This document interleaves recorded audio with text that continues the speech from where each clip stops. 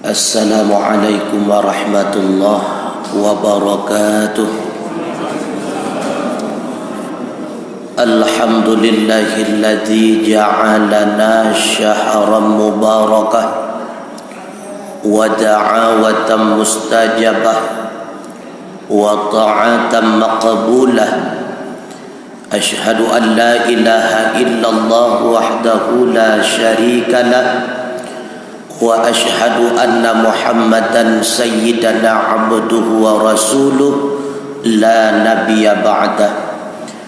Allahumma fassalli wa sallim ala sayyidina Muhammad ibn Abdillah wa ala alihi wa sahbihi wa man tabi'ah, amma ba'd. Pengurus BKM Masjid yang dirahmati Allah, ayahanda kita, cik bersama kita malam ini, hadirin wal hadirah sidang jamaah insya dan tarawih yang dirahmati oleh Allah Subhanahu wa ta'ala. Hamba yang berhasil melaksanakan amal ibadah puasa, itulah hamba yang terbentuk pribadinya. Yang pertama, yu'minuna bil ghaib, senantiasa beriman terhadap perkara-perkara yang gaib. Di antaranya, senantiasa dia yakini bahwa Allah Maha mengetahui, Maha menyaksikan apa saja yang sedang dia lakukan, Maha mengetahui dan Maha menyaksikan apa saja yang dia ucapkan. Setiap tindak tanduk kelakuan dan ucapannya senantiasa dia waspadai, karena dua malaikat Raqib dan Atid pula senantiasa mencatat apapun yang dia lakukan. Tidak pernah mencaci orang bukan karena takut kepada orangnya. Tidak pernah dia memfitnah orang bukan karena takut kepada orangnya. Tidak pernah dia berbuat buruk kepada orang lain bukan karena takut kepada orangnya, melainkan dia senantiasa takut kepada Allah, karena Allah Maha menyaksikan dan Maha mengetahui terhadap apa yang dia lakukan. Pula dua malaikat senantiasa mencatat keburukan dan kebaikannya. Yu'minuna bil ghaib, senantiasa dia yakini dengan sepenuh hati bahwa Allah Maha menyaksikan. Dua malaikat pula senantiasa mencatat segala tindak tanduk dan perbuatannya. Yang kedua, orang yang berhasil melaksanakan amal ibadah puasa akan terbentuk pribadinya menjadi hamba wa yuqimuna shalah, senantiasa dia mendirikan salat, karena dia ketahui bahawa salat itulah pembeda di antara dirinya mukmin dengan kafir. Ma bainar rajuli wa bainasyirki wal kufri tarkus salah, kata Rasulullah. Batasan ataupun pembeda orang yang mukmin dengan orang yang musyrik dan kafir itulah meninggalkan salat. Bahkan Rasulullah bersabda, inna awwala maftaradallahu ala ummati as-salatul khamsu, sesungguhnya pertama sekali yang diwajibkan oleh Allah Subhanahu wa ta'ala terhadap umatku itulah salat 5 waktu. Wa awwala yurfa'u min a'malihim as-salatul khamsu, yang pertama sekali diangkat, dilapor oleh setiap harinya kepada Allah Subhanahu wa ta'ala kaitan masalah pertama itulah salat. Wa awwala yus'aluna yaumal qiyamah as-salatul khamsu, bahkan yang pertama sekali dihisab, diperiksa oleh Allah Subhanahu wa ta'ala di mahsyar kelak, ketika mahsyar dihamparkan, mizan ditegakkan oleh Allah Subhanahu wa ta'ala, masalah pertama salat 5 waktu. Artinya ibadah yang lainnya tidak akan bermanfaat bagi pribadi seseorang bila mana ibadah salat belum selesai dengan Allah Subhanahu wa taala. Salat merupakan ibadah mampu. Orang yang berhasil melaksanakan amal ibadah puasa akan terbentuk pribadinya. Wa mimma razaqnahum yunfiqun. Senantiasa bahagian daripada rezeki yang telah diberikan oleh Allah kepadanya, yunfiqun. Dia nafkahkan di jalan Allah. Dia yakini harta yang diberikan oleh Allah sedekahkan kepada orang yang berhak dari harta yang dia miliki. Dia wakafkan kepada tempat berhak sebagaimana harapan Allah Subhanahu wa taala. Dia keluarkan zakat dan fitrah. Bisa saja pilihan karena Allah. Ataupun kemungkinan yang kedua, Allah memberikan kepadanya harta, Allah memberikan kepadanya pangkat dan jabatan, Allah memberikan kepadanya ilmu pengetahuan, Allah memberikan kepadanya sanjungan.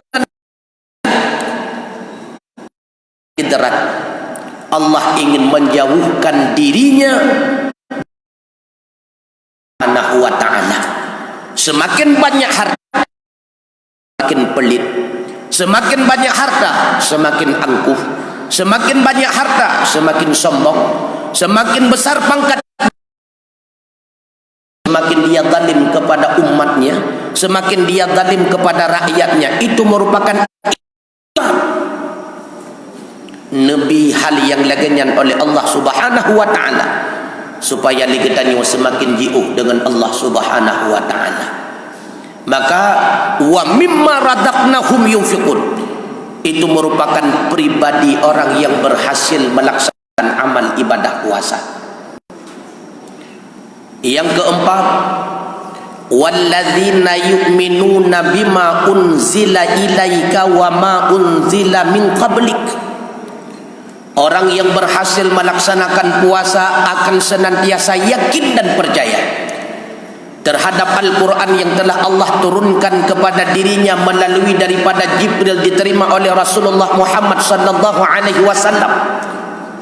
Dia pula yakin dan percaya terhadap, dia jadikan Al-Quran sebagai mau'izah. Dia jadikan Al-Quran sebagai syifa, penyembuh daripada segala penyakit yang tertimpa dirinya. Dia jadikan Al-Quran sebagai huda, petunjuk dalam kehidupannya. Dia jadikan Al-Quran sebagai rahmah, barakah dalam kehidupannya. Sesuai dengan firman Allah, qad ja'atkum mau'izatun min rabbikum. Sungguh telah datang kepada diri kamu mau'izah, nasihat,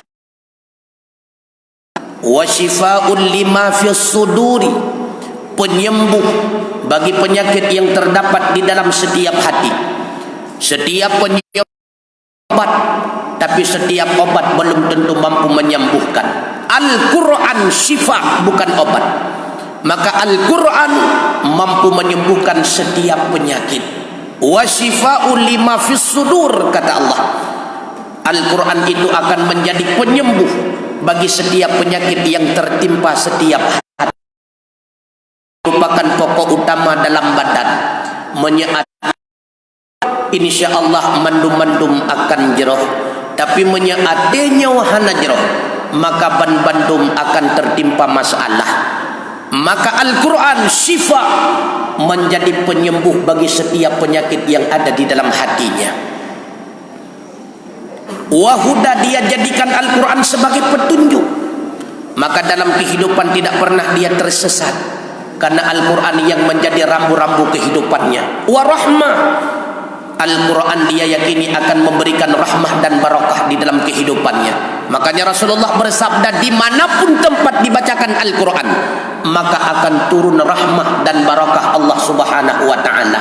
Nyawa ke dasar dalil tu kumtua pakon lagi tanya di Aceh na beut bak kuburan yang kepenan dengan beut meruang dak tabut di rumah anak kemanyen betoi mampakan tapegat buat bak kuburan karena dasar dalil di mana tempat dibacakan Al-Quran, disitulah akan turun barakah dan rahmat daripada Allah Subhanahu wa ta'ala. Yang terakhir, orang yang amal ibadah puasa akan terbentuk pribadinya menjadi hamba-hamba yang senantiasa yakin terhadap hari akhir. Wa fil akhirati hum yuqinun, senantiasa dia yakini bahwa akhirat itulah merupakan tujuan dan pokok dasar daripada setiap perbuatan yang pernah dia lakukan. Akhirat tumpuan dan tujuannya. Maka dia sadari dunia ini ibarat berteduh sesaat di bawah pokok kayu yang rindang, sedangkan perjalanannya masih jauh dan sangat-sangat melelahkan. Senantiasa dia persiapkan berbagai macam perbekalan untuk menghadapi kehidupan. Yang pertama di alam barzakh, dia harapkan mudah-mudahan alam barzakh baginya Allah wujudkan menjadi raudhatan miryadil jinan, satu kebun daripada kebun syurga. Pula dia berharap akhirat kelak Allah menempatkan dirinya pada tempat yang penuh dengan kenikmatan. Itulah syurganya Allah, syurga Jannatun Na'im. Maka hamba yang berhasil puasa akan terjadi 5 kepribadian ini. 5 kepribadian inilah yang dimaksud oleh Allah Subhanahu wa ta'ala. Hikmah ibadah puasa, wujud hamba menjadi hamba-hamba yang bertakwa. Siapa hamba yang bertakwa? Allah menjelaskan. Yang pertama, alladzina yu'minuna bil ghaib. Yang kedua, wa yuqimunas shalah. Yang ketiga, wa yunfiqun. Yang keempat, walladzina yu'minuna bima unzila ilaika wa ma unzila min qablik. Dan yang terakhir, wa bil akhirati hum yuqinun. 5 kepribadiannya wa menyakana bagetannya. Maka termasuk kita menjadi hamba-hamba yang diberikan harapan kebaikan oleh Allah, sebagaimana firman-Nya, qad aflaha man tazakka. Sungguh beruntunglah orang-orang yang telah membersihkan dirinya dengan amal ibadah puasa dalam Ramadan. Fadzakara asma rabbih, maka dia senantiasa mengingat nama Tuhannya, mengagung-agungkan nama Tuhannya ketika malam hari raya. Allahu akbar, Allahu akbar, Allahu akbar. Fasalla, ketika memasuki pagi harinya, berbondong-bondong mereka melaksanakan amal ibadah salat hari raya Aidil Fitri. Bal tu'thirunal hayatad dunya. Alangkah ruginya bagi mereka-mereka yang mengutamakan kehidupan dunia. Wal akhiratu khairu wa abqa. Padahal hari akhirat merupakan tempat khalidina fiha abada, kekal selama-lamanya. Itulah tujuan pokok daripada perjalanan kehidupan kita manusia di dunia. Mudah-mudahan Allah memberikan kita hidayah sehingga kita senantiasa mampu mewujudkan diri menjadi hamba-hamba yang berhasil melaksanakan amal ibadah puasa. Kiranya Allah memberikan kita taufik, artinya menempatkan kita menjadi hamba yang benar-benar berhasil melaksanakan amal ibadah puasa.